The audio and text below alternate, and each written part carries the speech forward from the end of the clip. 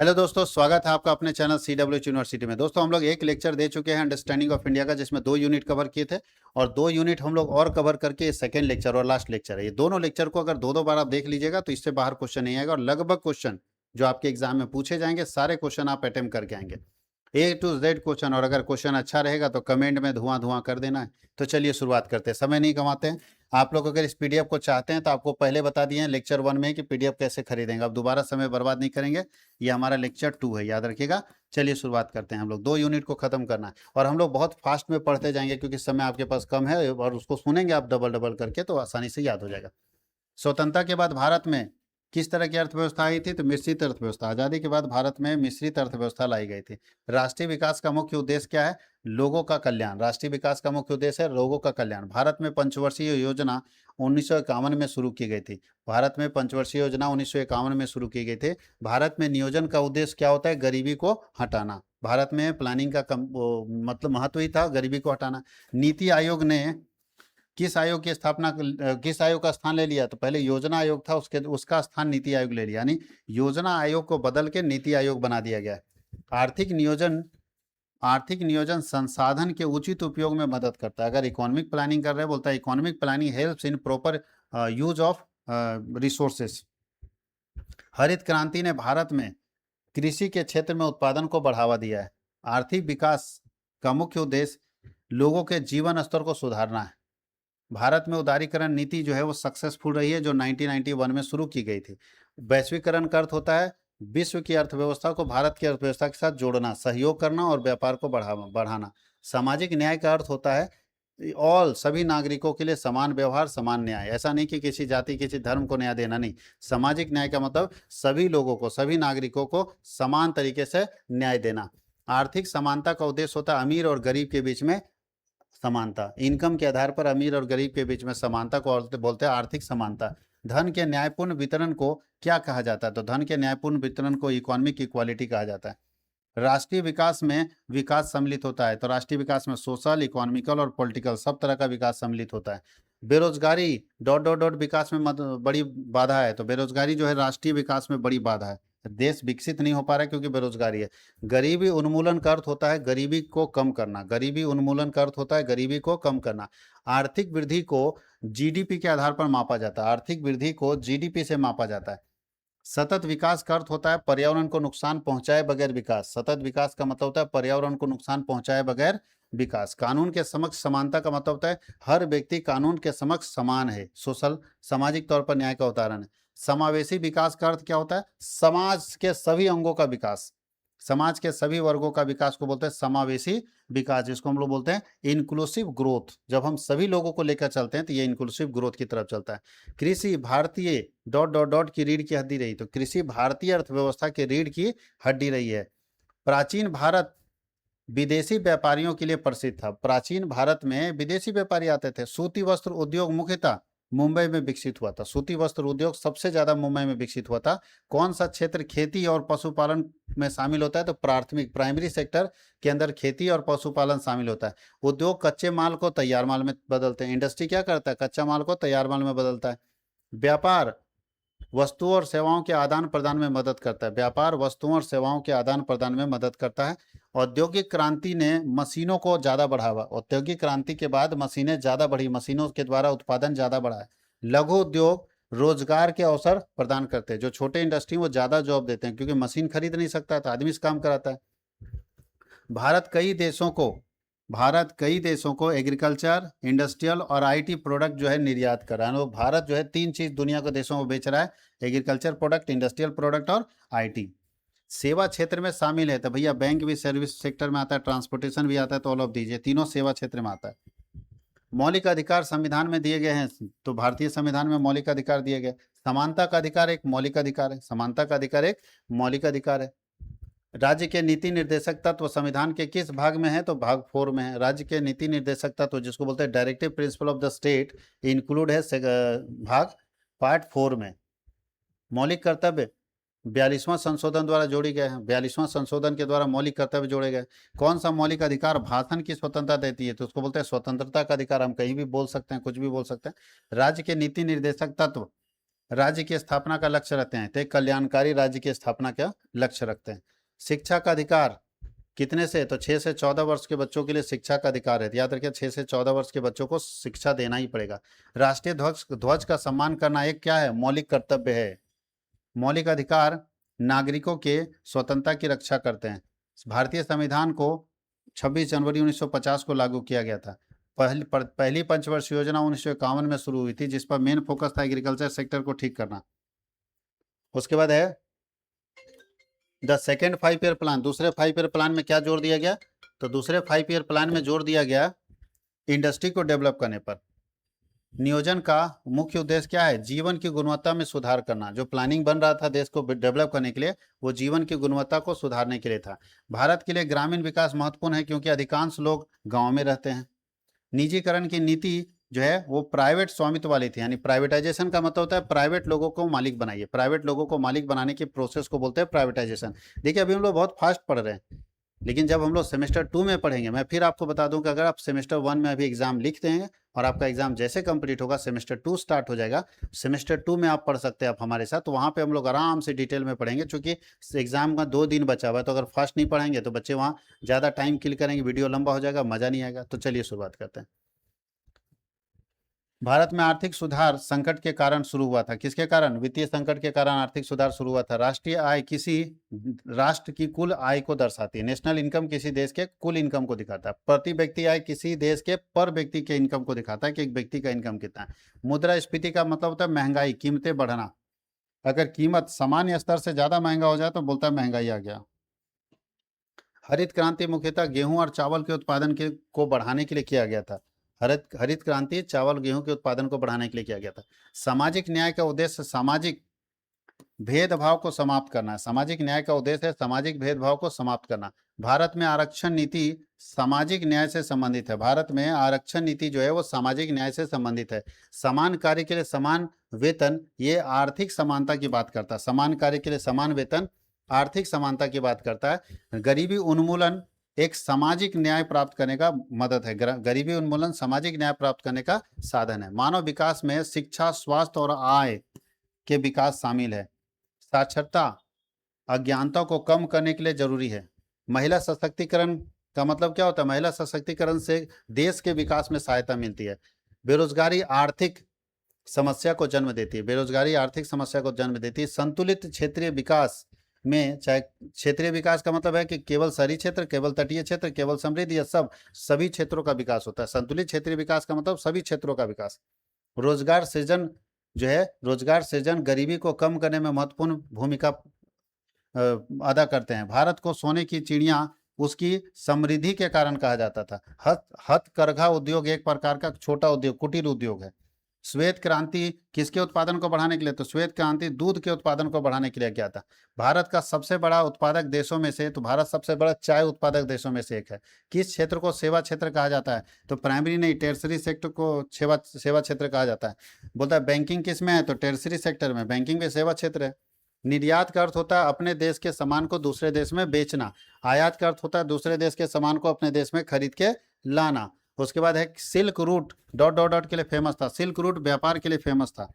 कृषि उद्योगों को कच्चा माल प्रदान करता है। एग्रीकल्चर इंडस्ट्री को रॉ मटेरियल प्रदान करता है। शोषण के विरुद्ध अधिकार एक चाइल्ड श्रम को प्रतिबंधित करता है। कि शोषण के विरुद्ध अधिकार मतलब है कोई भी व्यक्ति शोषण नहीं कर सकता। स्वतंत्रता के अधिकार में स्पीच, भाषा की स्वतंत्रता का अधिकार है। कौन सा मौलिक अधिकार मतलब छुआछूत को खत्म करता है, उसको बोलते हैं समानता का अधिकार जो है वो छुआछूत को खत्म करता है। छुआछूत के बारे में नहीं बात करता। मौलिक कर्तव्य संविधान के कौन से भाग में है, तो संविधान के भाग 4A में है। भाग 4A में हमारे मौलिक कर्तव्य है। सार्वजनिक संपत्ति की रक्षा करना एक क्या है, फंडामेंटल ड्यूटी है या मौलिक कर्तव्य, याद रखिएगा।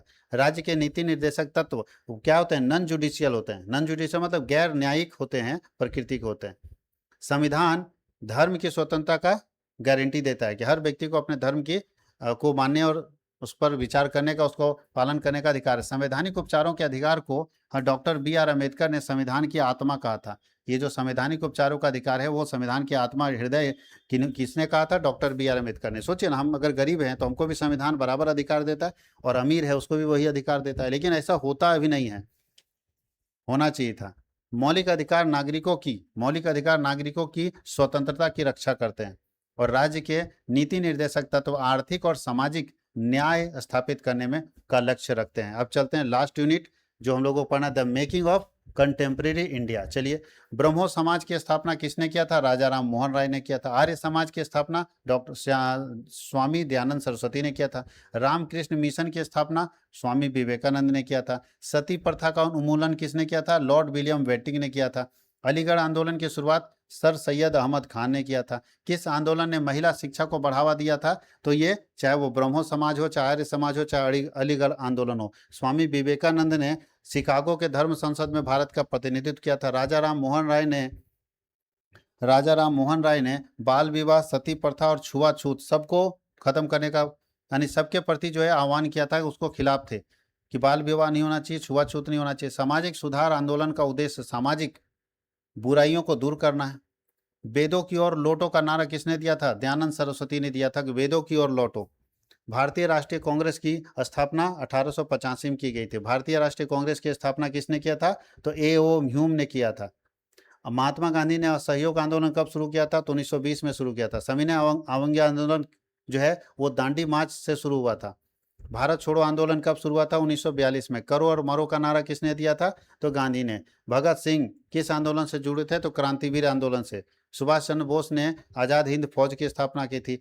भारत कब अंग्रेज छोड़ के गए थे, यानी भारत को आज़ादी कब मिली थी? 15 अगस्त 1947 को। भारत का विभाजन 1947 में हुआ था जब 2 देश बन गए थे।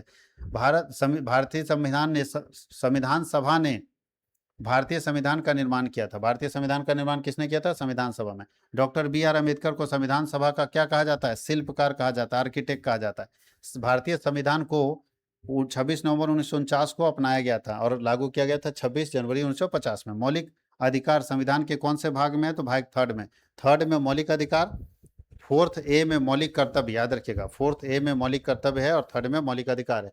मौलिक कर्तव्य जोड़े गए थे 1976 में 42वें संशोधन में। समानता का अधिकार क्या बोलता है? कानून के समक्ष सब समान है, कोई बड़ा और छोटा नहीं, अमीर और गरीब नहीं। संविधान भारत को एक लोकतांत्रिक गणराज्य घोषित करता है। संविधान हो जाने से भारत एक लोकतांत्रिक गणराज्य है। कौन सा मौलिक अधिकारों की सूची से हटाया गया था? संपत्ति का अधिकार मौलिक अधिकारों की सूची से हटा दिया गया। संविधान नागरिकों को क्या देता है? तो सामाजिक, आर्थिक और राजनीतिक न्याय प्रदान करता है, चाहे सामाजिक तौर पर हो, आर्थिक तौर पर हो, राजनीतिक तौर पर। भारत को धर्मनिरपेक्ष देश कहा जाता है क्योंकि यहाँ सभी धर्मों को एक समान नजर से देखा जाता है, सबको सम्मान दिया जाता है। गुट निरपेक्षता का अर्थ क्या होता है? किसी भी गुट में शामिल न होना, किसी भी सैनिक गुट में शामिल न होना। गुट निरपेक्षता के मुख्य वास्तुकार कौन थे? जवाहरलाल नेहरू थे। पंचशील सिद्धांत क्या है? तो पंचशील सिद्धांत, अच्छा, भारत और किसके बीच में हस्ताक्षर हुआ था? तो पंचशील सिद्धांत भारत और चीन के बीच में हस्ताक्षर हुआ था। 5 नियम थे। पंचशील शांतिपूर्ण सिद्धांत किस पर बल देता है? को एग्जिस्टेंस पर, सस्वामित्व, यानी जियो और जीने दो। भारत शांतिपूर्ण जो है सह-अस्तित्व की नीति अपनाता है, यानी भारत की विदेश नीति हमेशा रहता है सह-अस्तित्व, यानी हम भी जिएंगे, आपको भी जीने देंगे, हम आपके ऊपर अटैक नहीं करेंगे, जियो और जीने दो। धर्मनिरपेक्षता का अर्थ सभी धर्मों को समान सम्मान देना। मतदान नागरिकों का मौलिक कर्तव्य है, याद रखिए, करना पड़ेगा उनको। नागरिकों को राष्ट्रीय एकता की रक्षा करनी चाहिए। लोकतंत्र का अर्थ होता है जनता द्वारा और जनता के लिए चुनी गई सरकार। मौलिक कर्तव्य नागरिकों को जिम्मेदार बनने के लिए प्रेरित करते हैं। मौलिक कर्तव्य नागरिकों को जिम्मेदार बनने के लिए प्रेरित करते हैं। प्रार्थना समाज की स्थापना करता है। प्रार्थना जो है आत्माराम पांडुरंग समाज की स्थापना करता है। यंग बंगाल आंदोलन की शुरुआत किसने किया था? हेनरी विवियन डिरोजियो ने किया था। विधवा पुनर्विवाह अधिनियम पारित हुआ था 1856 में। ईश्वर चंद्र विद्यासागर ने किसको स्थापित किया था? तो विधवा पुनर्विवाह का समर्थन किया था कि विधवा का पुनर्विवाह होना चाहिए। बंगाल विभाजन कब हुआ था? 1905 में हुआ था। स्वदेशी आंदोलन किसके विभाजन के बाद? बंगाल विभाजन के बाद शुरू हुआ था, उसमें विरोध शुरू हो गया था। स्वराज मेरा जन्मसिद्ध अधिकार है, ये कहने वाले थे बाल गंगाधर तिलक। जालियांवाला बाग हत्याकांड हुआ था अमृतसर में। साइमन आयोग भारत आया था 1928 में। इंकलाब जिंदाबाद का नारा भगत सिंह ने दिया था। महात्मा गांधी दक्षिण अफ्रीका से भारत कब लौटे थे? तो 1915 में लौटे थे। चंपारण आंदोलन जो है नील की खेती के लिए हुआ था, इंडिगो की खेती के लिए से संबंधित था। खिलाफत आंदोलन का समर्थन महात्मा गांधी ने किया था। कांग्रेस के लाहौर अधिवेशन 1929 में क्या मांगा था, तो पूर्ण स्वतंत्रता मांग लिया था 1929 में। सुभाष चंद्र बोस ने नारा दिया था जय हिंद। कैबिनेट मिशन भारत में आया था, कैबिनेट मिशन भारत में 1946 में ही लागू हुआ। उसी में हम लोग कैबिनेट मिशन 1946, 1950, 1942 में ही आया होगा। माउंटबेटन योजना में क्या घोषित किया, 1947 में घोषित किया गया था स्वतंत्रता के बारे में। स्वतंत्र भारत के प्रथम प्रधानमंत्री क्या थे, स्वतंत्र भारत के प्रथम प्रधानमंत्री थे डॉक्टर जवाहरलाल नेहरू। भारत का राष्ट्रगान क्या है, किसने लिखा था, तो रविंद्रनाथ टैगोर ने। वंदे मातरम किसने लिखा है, तो बंकिम चंद्र चट्टोपाध्याय ने। भारत को गणराज्य कब बनाया गया, तो 26 जनवरी 1950 को भारत को गणराज्य बनाया गया। प्रस्तावना में हम भारत के लोग की शुरुआत, लोग का मतलब क्या होता है, लोगों से शुरू किया गया, यानी हम भारत के लोग से शुरू किया गया। संविधान सार्वभौमिक मताधिकार प्रदान करता है अडल्ट को, जैसे ही आप मतलब अडल्ट हो जाते हैं, वयस्क हो जाते हैं, आप मताधिकार दे सकते हैं। भारत में मतदान की न्यूनतम आयु कितनी है, 18 साल। भारत के राष्ट्रपति राज्य के क्या होते हैं, नाम मात्र के होते हैं प्रमुख। भारत संसदीय प्रकार की सरकार को अपनाता है, यानी भारत में पार्लियामेंट्री सिस्टम चलता है। दो तरह का है कि प्रेसिडेंशियल सिस्टम, एक पार्लियामेंट्री। भारत पार्लियामेंट्री सिस्टम को फॉलो करता है, जबकि अमेरिका प्रेसिडेंशियल सिस्टम को फॉलो करता है। धर्मनिरपेक्षता धर्म की स्वतंत्रता सुनिश्चित करता है, धर्मनिरपेक्षता धर्म की स्वतंत्रता को सुनिश्चित करता है। संविधान न्याय, स्वतंत्रता, समानता और बंधुत्व की गारंटी देता है। संविधान का सम्मान करना एक मौलिक कर्तव्य है। निर्वाचन आयोग भारत में चुनाव कराता है। झारखंड का गठन 15 नवंबर 2000 को हुआ था। झारखंड किससे अलग हुआ था, बिहार से अलग होकर बना था। झारखंड की राजधानी रांची है। झारखंड संसाधनों से समृद्ध है, खनिज संसाधन से। पेशा अधिनियम जनजातियों से संबंध, क्षेत्र से संबंधित है। जनजाति क्षेत्र में पेशा अधिनियम लगता है। पेशा का पूरा नाम पंचायत अनुसूचित क्षेत्र तक विस्तार अधिनियम है, जो कब लाया गया था, 1996 में। पंचायती राज स्थानीय स्वशासन, लोकल गवर्नेंस को, शासन को बढ़ावा देता है। पंचायती राज प्रणाली में हम लोग 3 स्तर के प्रणाली होते हैं। पंचायती राज में एक देखेंगे आप कि जिला परिषद होता है, पंचायत समिति होता है, और एक होता है मुखिया। ग्राम सभा किसका, पंचायती राज का हिस्सा है। पंचायती राज ग्रामीण जो है, पंचायती राज ग्रामीण विकास में मदद करता है। पंचायती राज जो है वो ग्रामीण विकास में मदद करता है। तो दोस्तों हम लोग पूरा का पूरा एमसीक्यू कंप्लीट कर लिए हैं अंडरस्टैंडिंग ऑफ इंडिया का। इसके बाद इंडियन नॉलेज सिस्टम है, उसका भी पूरा बन गया है, पूरा गोली लोड हो गया, बस धाएँ धाएँ छूटना बाकी। बस आप इंतजार कीजिए, सारे वीडियोज अपने आप पब्लिक होते जाएंगे। सब हमने रिकॉर्ड कर दिया एक ही दिन में, और एक दिन में रिकॉर्ड करके अपलोड कर दिए हैं। बस अब समय समय पर वो अपना छोड़ता चला जाएगा गोली, और आप लोग उसको संभालिए और अच्छे से एग्जाम लिखिए। आपके एग्जाम के बाद मिलते हैं हम लोग सेमेस्टर 2 के बैच में, जो मेरा लाइव बैच होगा।